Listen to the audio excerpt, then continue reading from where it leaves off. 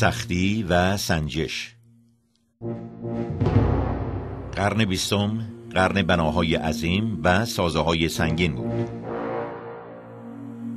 بتون، سنگی ساخته دست بشر که سدها، سازه‌ها، شهرها و پلها همه بر شانه آن ساخته می‌شوند.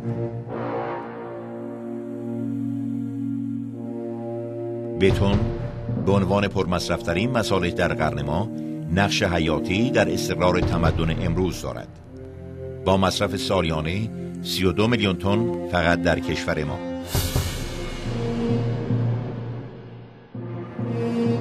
اما تولید بتون پردوام در ذات خود پیچیدگی‌های فراوان دارد. عوامل اجرایی ضعیف و بی‌تجربه و عدم کنترل کیفیت مواد مواردی هستند که باعث کم دوامی سازه‌های بتونی در کشور ما می‌شوند. اگر بدانیم عوامل ساده چون میزان خاک، دانه‌بندی غلط و مواد مضر در آب باعث سستی بتون می‌شوند، آیا بر هر مخلوطی از سیمان، آب و شن تکیه می‌کنیم؟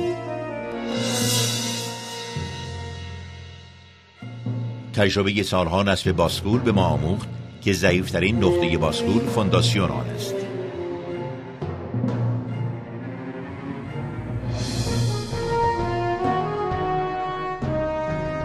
پس از 5 سال تلاش پیگیر مهندسین با تجربه، تحقیقات به بار نشست و نقاط ضعف این بار تبدیل به نقاط قوت شد.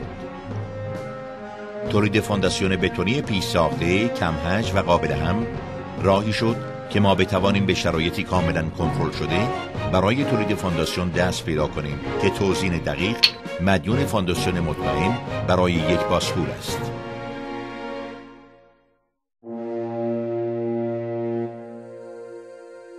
حسگر وزن یا لوسل قطعه ایست بسیار ظریف و پیچیده که با فشار طول آن تغییر می کند.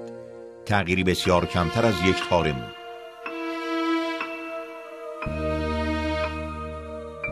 مهمترین نقطه فونداسیون تکیهگاه لوسل هاست که در صورت اجرای غیر کارشناسی ضعیفترین نقطه آن خواهد شد. زیرا در محل نصب لوسل ها به علت رسوب سنگدانه ها و بالا آمدن شیری سیمان، بتون اجرایی بدون استثناء دارای حفره‌ها و خلل و فرج متعددی می شود که این حفره‌ها باعث کاهش استحکام صف ستون‌ها شده و یکی از مهمترین علل خطا در توزیع می باشد.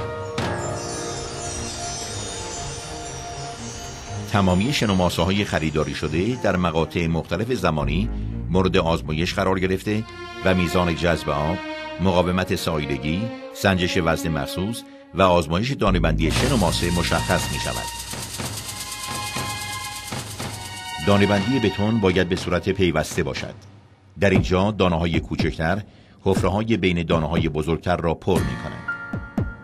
شکل ظاهری سنگدانه‌ها در صورت شکسته بودن و یا مسطح بودن سطوح تغییر می‌کند.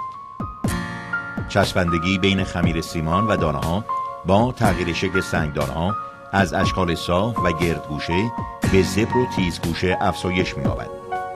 در فرایند تولید بتون استفاده از سنگدانه‌های تیزگوشه مناسب‌تر است، چرا که افزایش چسبندگی و در نتیجه بالا رفتن مقاومت خمش و فشاری بتون را به دنبال دارد. از نظر استاندارد کلوخ‌های رسی موجود در سنگدانه میباید کمتر از 3% باشند.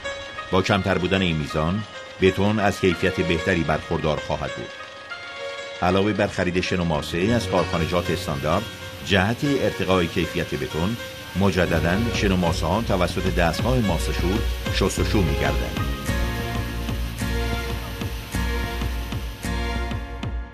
آب مورد استفاده باید شیرین باشد.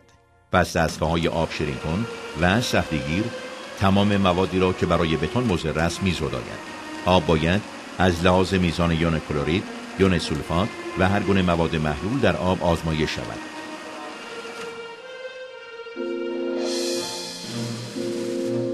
میلگردهای مورد استفاده در قالب‌ها در هر بار خرید مورد آزمایش تعیین مقاومت کششی قرار می‌گیرند.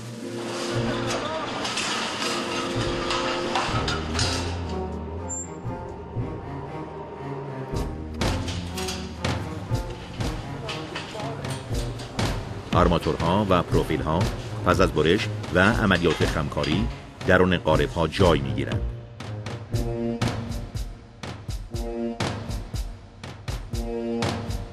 سپس قالب‌ها تنظیم می‌گردند تا بتون را درون خود شکل دهند.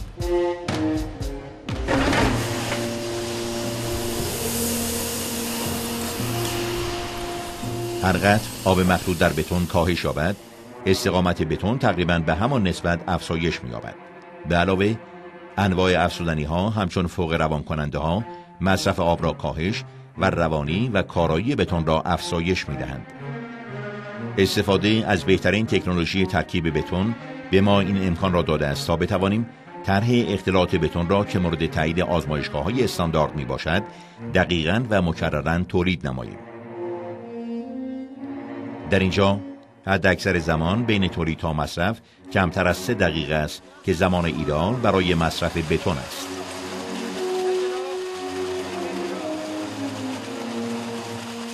پس از عملیات بتون‌ریزی توسط لرزاننده، حباب‌های تشکیل شده در بتون خارج شده تا ضمن شکل‌گیری دانه‌بندی حداکثر استقامت در بتون حاصل شود.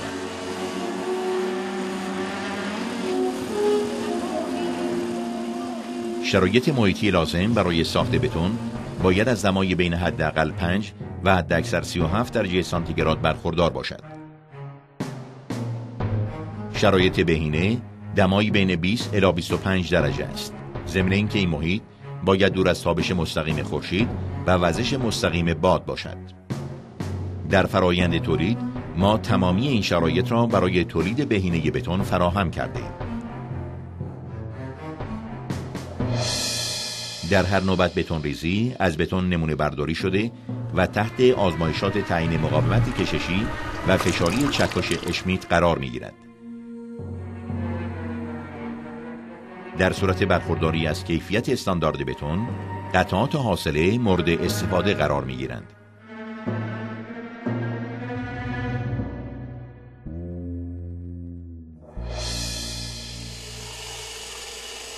پس از چند ساعت توسط مالگ برقی، سطح بیرونی بتون هموار و مسطح می شود تا ترکی بر سطح بتون پدیدار نگردد.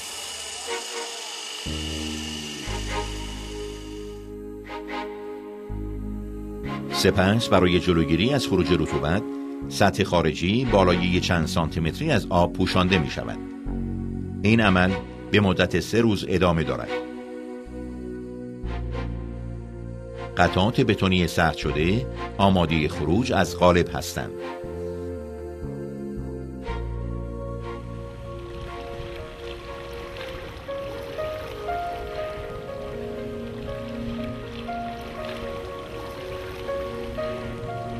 برای عمل‌آوری هرچه بهتر سازه ها تا 7 روز در استرهای آب بوته‌ور می شوند. این روش بهینه ترین راهی است که بالاترین استقامت را برای بتون حاصل می کند.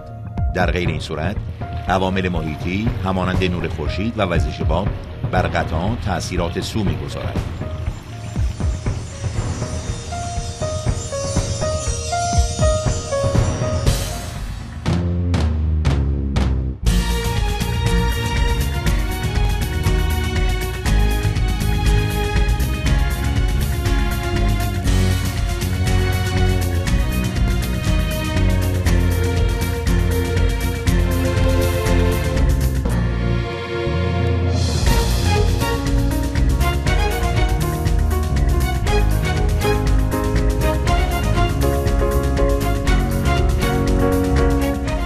با چنین روش تولیدی می توانیم قطعاتی را مهیا کنیم یکسان و دقیق با حجم و وزنی بهینه که در حداقل زمان ممکن، یعنی فقط 3 روز، نصب، مونتاژ و آماده بهره برداری می گردد. باسکول‌های بتونی توزیع الکتریک سالها دقیق و مطمئن در جای می مانند تا اندازه ها را به درستی ثبت کنند.